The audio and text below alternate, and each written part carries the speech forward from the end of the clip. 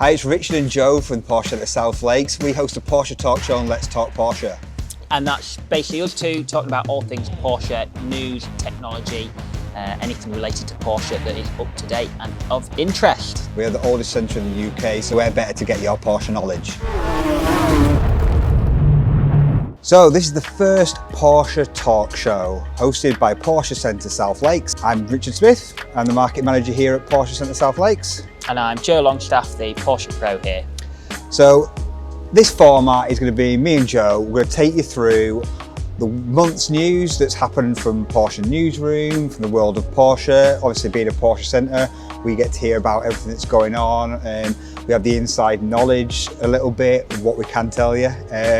So we'll try and give as much sort of information as we can do around the world of Porsche. And a little bit more info, sort of delving deeper into the technologies in the cars as well.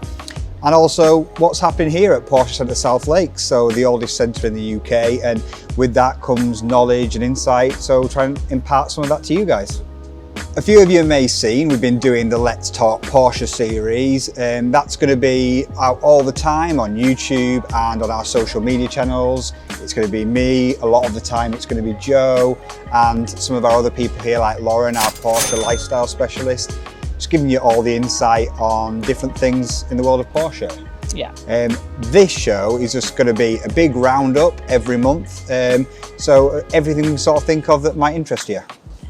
So Joe, what's the first thing you sort of want to talk about? Yeah, this is an interesting article. It's all about synthetic fuel. So Porsche have got a partnership with Siemens to produce renewable fuel. So it looks like you're building a factory in Chile, is it?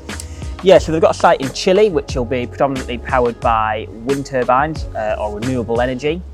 And the process consists of taking salt water, doing electrolysis on that to extract the hydrogen from the salt water, carbon dioxide out the atmosphere, and then combining the two to make e-methanol, which is refined into e-petrol. So is this going to be in conjunction with electric, thinking about the future of what Porsche cars will run on? Yeah, so Porsche have still got a big push with electric cars going forward, but they do appreciate that for classic cars and heritage Porsches, cars currently that are running combustion engines, to keep these cars alive and on the road, we're going to need a fuel that's more sustainable to power them. Yeah, because I think last figures I saw, I think 70% of Porsches ever made are still running or able to run on the road and stuff like that. So we want to try and keep that up in some way. Yeah, it'd be such a shame to just say these cars can no longer be used. So I think this is a really important step going forward to make sure we can keep these traditional cars on the road.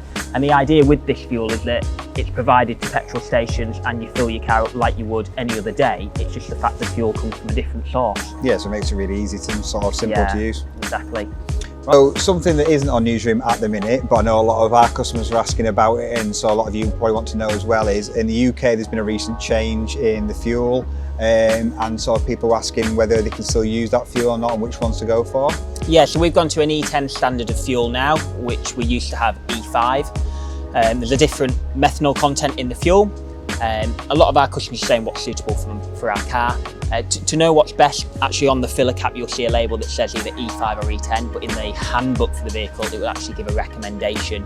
Now, E10 fuels are generally 95 RON, and E5 fuels now that you can still purchase are sort of the premium brand fuels, so like the more performance orientated fuels, which will be 99 RON generally. A lot of the handbooks will recommend 98 RON. We've got personal opinions on this, but it's worth just checking in your handbook or on the fuel filler cap. What about like classics and stuff like that? Like, is there any sort of differentiation with that with the same sort of information? Yeah, I mean, for myself, these classic cars were produced at a time when there was a certain fuel out. So if it's a car that was produced when E5 was the fuel, that was the known fuel, although it may say E10 suitable, I would run it on E5. Yeah. But again, yeah, it will say in the handbook. Cool. So something I'm just touching on here, obviously it's great news for Porsche, is that Porsche has delivered its 300,000th vehicle, so about 301,915 if you want to be exact. So that's worldwide in fiscal year 2021, which is an 11% increase on 2020. And considering we're still coming out of the pandemic and the worldwide and all the challenges that have been around, I think that is great progress for Porsche. And obviously that's including like all the markets. So you've got obviously the European market, the American market, China, and so forth. So, but it shows that there is a massive appetite still for Porsche around the world. And I think Taycan and the electrification and how good the Taycan is has definitely sort of helped push that forward. I think that's been one of the biggest sort of sales, and it's sort of catching up there. I think Macan is still the leader, but Taycan's sort of moving up there and getting closer. Yeah, and we really want to see Porsche go from strength to strength, but really for me it's the fact that that's 11% increase in what was a very difficult year on what is a premium sports car. So it's fantastic to see that, you know, customers are still out there and still wanting, you know, a car that makes them feel that bit more special and drives fantastic. So yeah, that's nice to see. So here's a piece which is quite interesting. It's a sort of a new technological development that sort of Porsche are sort of testing with their glass. Yeah, so thermally and noise insulated glass by Porsche. It's an option on a lot of the range. We have customers ask, you know, how much quieter is this glass? It's very hard unless you've got a vehicle with it and you can drive them back to back. This is quite a nice article. It explains a little bit more in depth about the glass, what the benefits are, reducing heat in the cabin and reducing noise in a set frequency range by up to sort of 6.5%. For me, this option on an electric car is a no-brainer because you really want to get that cabin as quiet as possible. So, see what we get. So a bit of an update on Porsche South Lakes ourselves. So we've been in the premises now over 6 months. It's going really well. We've got a lot of new faces, larger premises. So yeah, obviously if you've been following us on social media, you'll have seen some of the new faces that have sort of started with us recently. Kendall, obviously a bit of history for you guys that don't know. We started selling Porsches in 1957 as Porsche Centre Kendall. We've recently moved to a new premises in July last year. It's directly off the M6 at junction 35. It's a much newer, bigger, nicer premises than we were before. I think we all miss sort of the heritage of the previous facility, but this place is night and day difference. I mean, the workshop is state of the art. Everything is brand new here. Yeah, and we're still the family-run business that we've always been. Ian's still the centre principal, Ian Parker. We've got Simon Parker, still general sales manager. So they're all still massively involved in the business, and it's a special year for us this year. It's actually 65 years of Parker & Parker selling Porsches. So it's going to be an exciting year, that I think. It's few businesses these days, it's very difficult to get a business that's going last that long. Exactly. Obviously, as a family business, they've been going since the 1800s. But as Porsche Centre, it's in 1957, which is still it's one of the oldest centres in the UK, and I think that's just such a great thing to hold on to. Yeah, I think this is just the next step for us, going sort of from strength to strength. And the main feedback we're getting is how good the new coffee machine is. Yeah. So do make sure you pop in if you haven't already. We do have one or two ourselves, so we're going to test it. It's good coffee. So yeah, come down and try it out.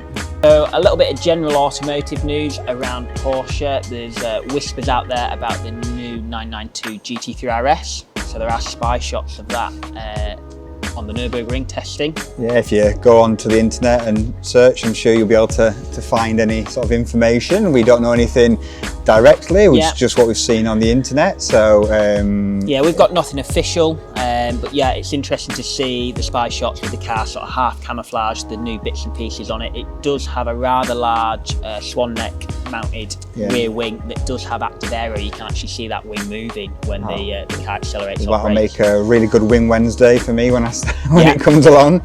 There's also been quite a few shots around there of Porsche testing the new electric Macan. Yeah. So it's kind of like an open secret that there's an electric Macan coming and it's on its way. It's been doing testing. There has been a few bits and bobs put on the Porsche newsroom about it, but obviously just the way things are going now, isn't it? Things are going electric, so yeah, and that will be a really popular car for us, and I think for Porsche in general. We have a lot of customers asking, and all we can say is we will update you as soon as we know more. At the minute, there are the odd little spy shots out there, but the car is heavily camouflaged to the point where they even put fake exhaust tips on it. Yeah. We're expecting to see that car in 12 months potentially. It could even be early 2023. Yeah, so it's just basically, if you keep your eyes on Let's Talk Porsche and Porsche Talk Show, as soon as we know any information, you'll have it. Yeah. So we spoke earlier in another video about the anniversary of Porsche design, didn't we? Yeah, where I really did not know the name of Porsche and Ferdinand Alexander Porsche, which was really quite funny, considering how long I've worked for the brand now. But yeah, it's a really exciting thing. There's a museum event going on all about Porsche design. I think it's on till July at the Porsche Museum. They've got the Targa that we talked about, the 2.4 historic 911 that they've sort of redone up in the Porsche design colours and spec as well. They've got the Chronograph 1 watch and a couple of the nice little first Porsche design items, and they've turned it into a big sort of presentation at the museum. So if you get the chance, if you're travelling again, get over to Germany and get to the museum. It's a really great show, which I think is only on to July, so you haven't got long to sort of go and see it. Yeah, it looks fantastic. There's some really nice examples in there at the minute. So yeah, and it's such an interesting topic because obviously we're all into the Porsche cars, but that aspect of the Porsche family going off into other areas, and especially Porsche design, and it still ties into the car because obviously they've created these two special models which you can see here. But I like that, the fact that it's, yes, we do the cars and we're taking that ethos that we do with the cars into other aspects, and I quite like that. Right, so another big bit of news is the new PCM going forward on Porsches. So we're going to Porsche PCM 6.0, so that's the infotainment system and specifically the software that runs the back end of that. The nice thing about 6.0 is finally for Android users we have Android Auto. So we've had Apple CarPlay for a little bit of time, but we've now got Android Auto, which will mirror your Android phone to the car's radio system.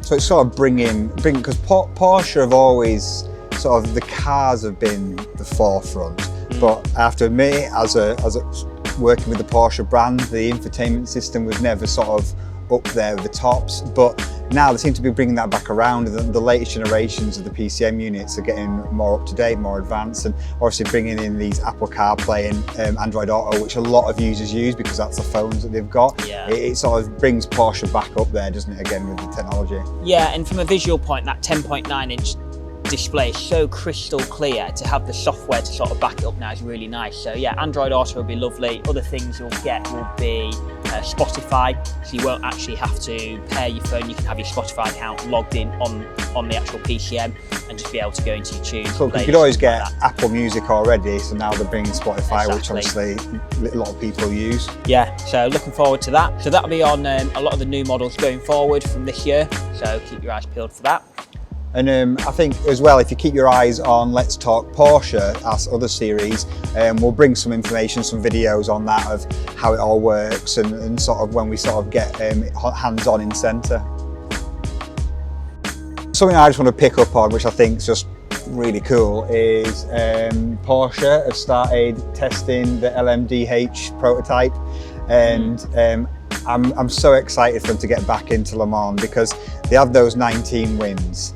And to come back in, if we can get that 20th win, it'll just really round it off nicely, wouldn't it? Yeah, there's going to be a big push with this car and a lot of anticipation to see if we can get that 20th win, which we definitely can.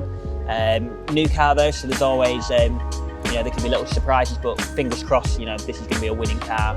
And like even in that like hidden livery, I think that just makes it look even cooler and just like such a good looking car. And obviously the performance with everything they've learned over the last couple of years, especially with like the Taycans and stuff, and being in Formula E, which is the other motorsport they're in, all that technology and knowledge will then be put into this. So it'll be really exciting to see what will happen, really. Yeah, definitely. Yeah, so the highlight for me with this car, Richard, is the fact it's going to rev to 10,000 RPM. That's a V8 that revs to 10,000. Combined power output's about 680 PS, so just under 700. This engine's probably good for a lot more, but that's sort of the racing criteria they have to meet. But yeah, that's going to sound absolutely phenomenal. I'd love to see that car maybe in sort of some of the last of these combustion cars we get, that engine be fit into a road car, but you never know. You never know.